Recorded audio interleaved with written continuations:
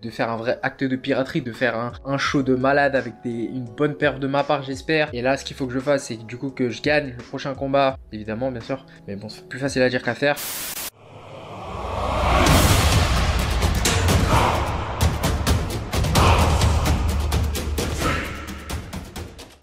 Ok, salut tout le monde. Du coup là, je suis à Manchester avec MyProtein et je profite d'un petit temps calme pour vous faire une petite vidéo. De base, je devais vous faire une vidéo sur l'écosystème du MMA, mais pendant que je prenais ma douche, je me suis dit que ce serait bien en fait de vous raconter un peu qu'est-ce que ça va être la suite pour moi là. Donc après ce combat au Cage Warrior qui s'est bien passé et sur quoi on va partir, même au niveau de ma chaîne, de mes comptes réseaux sociaux, etc.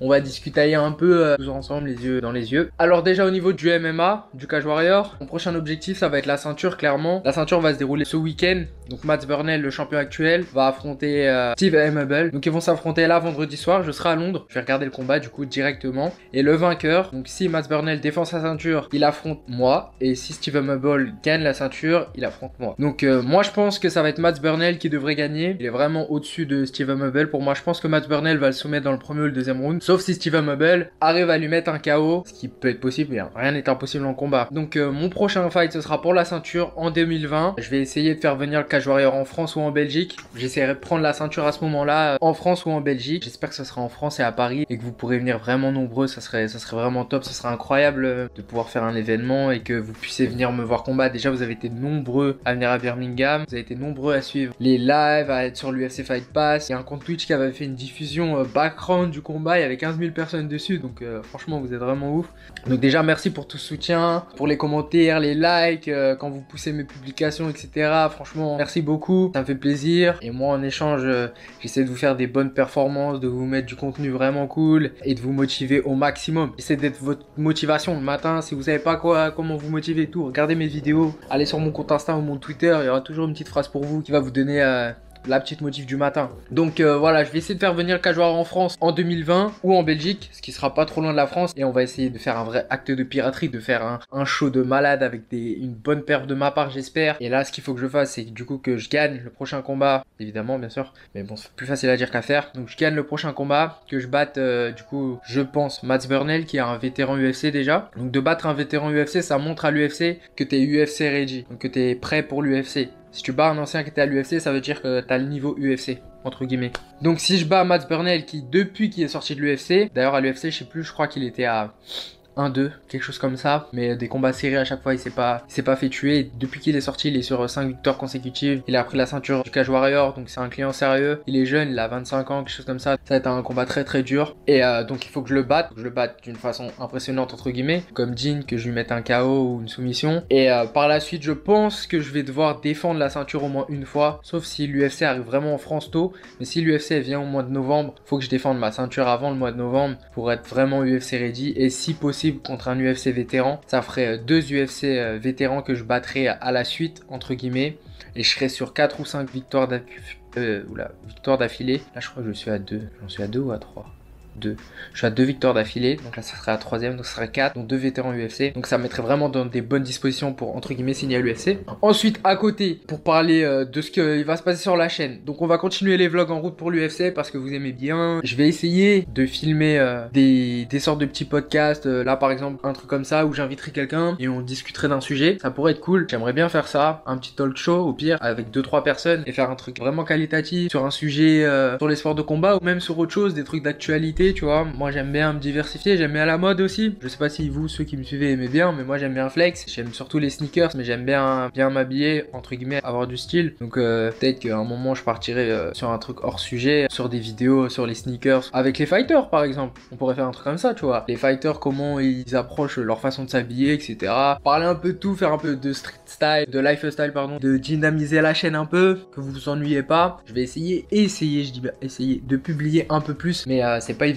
Ça me prend du temps quand même de me poser comme ça, de filmer, envoyer les rushs, de publier tous les trucs derrière, tout le background, ça prend beaucoup de temps. Réfléchir à la vidéo, écrire la vidéo, etc. Ça prend du temps. Et j'ai pas envie de faire du contenu bâclé pour faire du contenu. Moi, je veux vous faire du contenu de qualité. Et donc voilà. Ensuite sur Instagram, je vais essayer de vous faire des vidéos pour vous aider sur vos exercices en musculation. C'est là où je peux le plus vous aider. Tout ce qui est vidéo de combat, entre guillemets, de technique, j'aime pas trop faire ça. Après, je pourrais en faire 2-3, mais moi, c'est pas trop mon truc de vous montrer des techniques. Je préfère vous les montrer rencontrer en vrai entre guillemets à travers mes stages, que vous veniez, que je vous vois en vrai, que je vous montre comment bien faire le truc, parce que vous montrer un truc sur une vidéo c'est pas qualitatif je trouve. Donc voilà, aussi ça me fait penser, du coup cette année aussi je vais faire des stages, je vais essayer d'aller un peu partout en France. S'il y a des clubs qui veulent m'accueillir, n'hésitez pas à m'envoyer un petit email, je viens avec plaisir. Je vais essayer de vous rencontrer un peu plus. Déjà là, le 7 décembre, on fait un stage avec Mad Fighter encore à Villeneuve-la-Garenne. Donc si vous voulez venir, je vous mets le lien dans la description, vous aurez les préventes. Pour prendre vos places, c'est 10 € le stage en prévente et 15 sur place. Et si vous avez déjà un t-shirt Mad Fighter, un produit, un pull, etc.,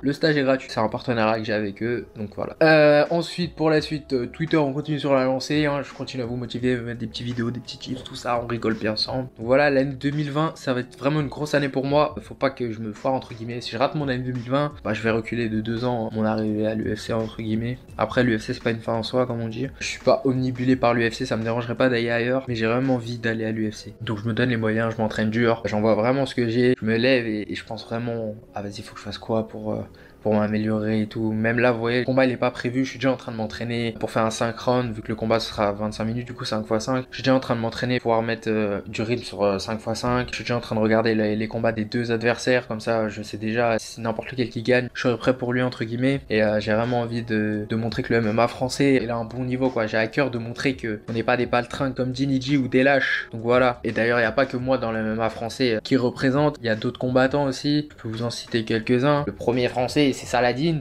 Parnasse, il est au KSW, c'est le champion. Vous avez Taylor Lapillus, champion du TKO. Vous avez Michael Lebou, vous avez Cyril Gane, Francis Ngannou. Vous avez des plus jeunes qui sont dans des plus petites orgas, des mecs qui sont brave, comme Abdul qui est super fort. Il y a à foison de combattants français de MMA avec un très très bon niveau, mais il y a que les puristes entre guillemets qui les connaissent, ou nous entre nous on se connaît. Et vous verrez quand le MMA sera légalisé en France, que l'UFC va arriver, que le Brave va arriver, que le Cage Warrior va arriver, qu'il y aura plus de médiatisation, vous verrez qu'on est fort. Ça va donner je pense la motivation aux plus jeunes, la génération d'après moi du coup, voir qu'eux aussi sont forts. C'est un truc qu'on a manqué et qui peuvent avoir confiance en eux, qu'on a largement le niveau européen, mondial. Voilà. Donc voilà pour ça. Et oui, et je pense que je vais retourner au SBG aussi. Et là-bas j'essaierai de filmer, de vous faire des bons petits vlogs propres, tout ça. Et peut-être faire une petite interview avec John. Par contre, vu que John il parle anglais, ça va prendre du temps parce qu'il faudra faire des sous-titres. Et bon, les Irlandais, vous connaissez l'accent, donc ça peut être un peu plus dur. Voilà, et je crois que c'est tout. Donc on a bien parlé je pense là. N'hésitez pas à me dire dans les commentaires les types de vidéos que vous aimeriez bien que je fasse. Je fais que de regarder le retour, je suis désolé. J'ai du mal à regarder là parce que du coup je me vois bouger là à gauche. Donc voilà, dites-moi dans les commentaires ce que vous aimeriez bien voir comme contenu sur la chaîne. N'importe quoi, même des street style, des trucs. Je vais dans la rue, je pose des questions aux gens sur le MMA et tout.